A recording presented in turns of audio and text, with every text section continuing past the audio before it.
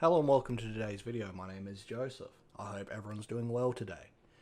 As you guys can see, this is a slightly different format from the normal setting.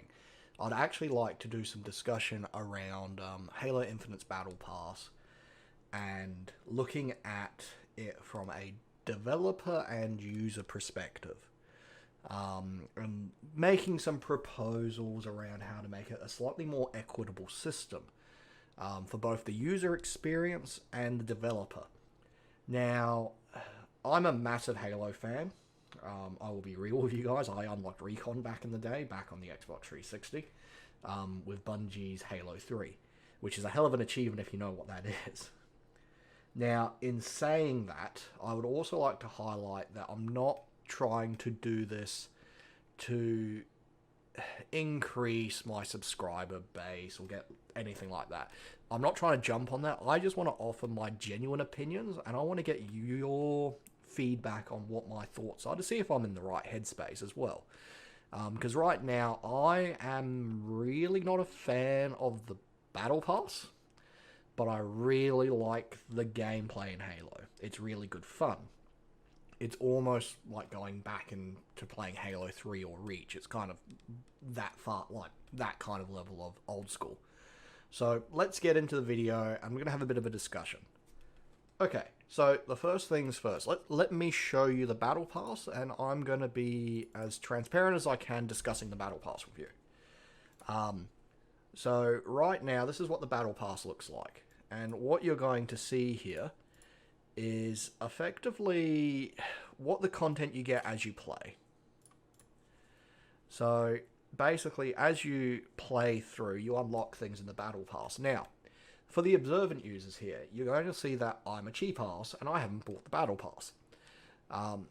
Just to highlight, I will be buying the Halo campaign, and the Halo campaign, if any of you guys aren't aware, because I live in Australia, is $90 at the moment on Steam, which is what I'll be doing. Now, I'm just going to show you guys a bit of what you get as the free user experience here right now. So you'll see that you get a couple of things free. You're not really unlocking armor. You just get basically challenge swaps. That's all you're getting, really. Most of this has been padded out by challenge swaps or other not the nicest practices, in my opinion. Like I said, I'm not here to try to... what's the word?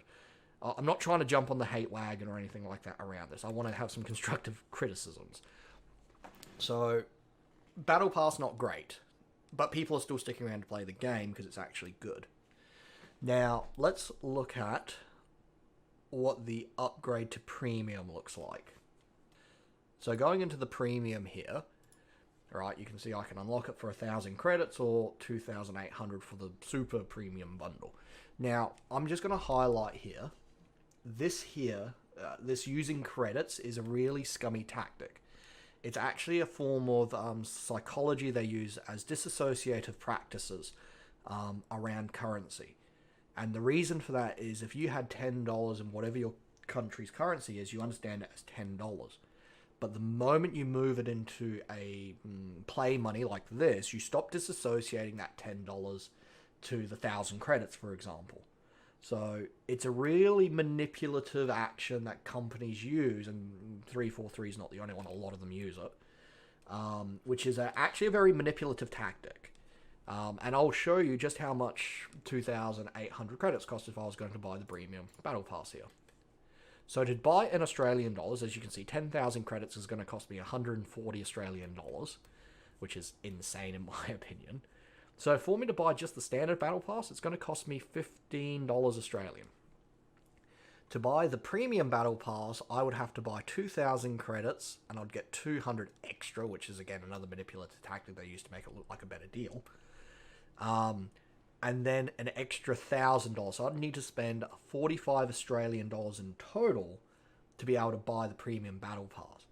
The reason they do this is to capture individuals that they're being classified and talked about as whales in the community. These people spend tens of thousands of dollars. That's really scummy in my opinion, but I'm not jumping on that bandwagon. I'm just saying what it is. So, what would I do to this Battle Pass? to be honest, I would remove it, but with some caveats to it, and I'll get into that now. So the first thing I need to say is if you've spent money with the Battle Pass, you need to be compensated and protected from losing whatever you've gotten out of it, and 343 need to respect that. That is my first opinion here. I'm not treating this as a hyperbolic situation. I'm treating this as a real-world situation. If you've spent $50 on the Battle Pass, you need to get $50 of equivalent value out of it from 343 if they make any changes to this system. That is my first stance on this issue. The second stance here is I think they do need to remove the Battle Pass. I think this really ruins the Halo experience as a user. Being a massive Halo fan, it ruins my experience, I can tell you that. I find that I'm not so enticed to come back just for the gameplay. I've always enjoyed being able to modify and customize my Spartan. That was introduced by Bungie back in the Halo 3 days in the sense of the armor pieces. You could always change your Spartan's armor colors all the way back in Halo 1. And then Reach really went nuts with the customization options, and then we kind of got it tapering off. So Reach was the first game that was developed between Bungie and 343. That was kind of that handover phase. And then we kind of saw a taper off in 4, and then a real taper off in 5 with the loot box system that they had. So, let's get into the next aspect of this. What would I replace this system with? I would most likely introduce something more around mini DLC drops. And the reason I'd call it a mini DLC drop is instead of putting paywalls up in front of players, we need to kind of encourage a player that's a free player like myself to migrate into the pay section, because that's what 343 is looking for. They want players to migrate from free to paid, so then they can continue to support the game for longer periods. Which is a fair statement. I'm not saying that's not bad or anything. And games used to have things like DLC, and now they do it for free. But that's the problem, is shifting over to there, you kind of create other pain points, in the lack of a better word.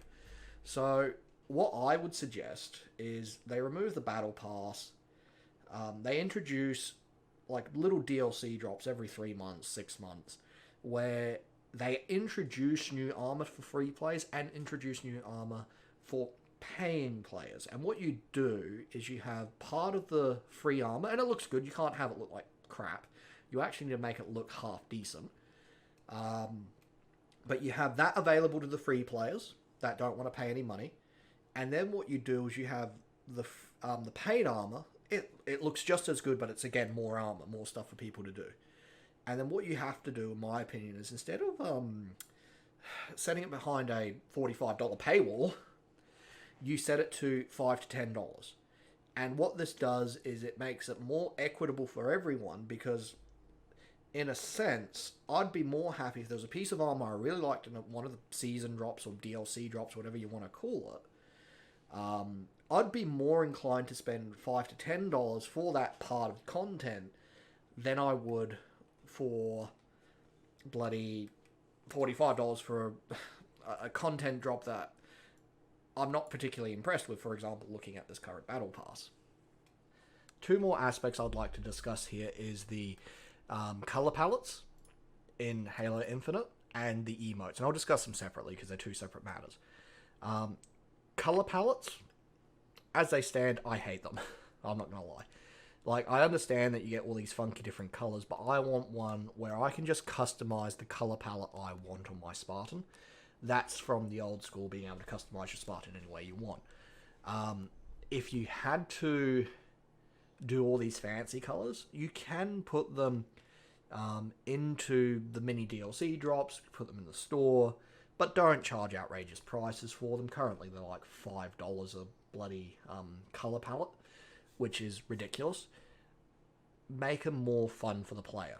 So I would introduce them, like I said, into the mini DLCs, most likely one free one, 2 or 3 funky ones per like paid wall and not paid wall.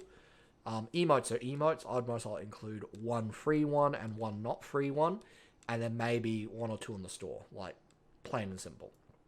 Because otherwise players are just going to get or start feeling like they're being ripped off. The next aspect that I'd like to discuss is the in-game currency.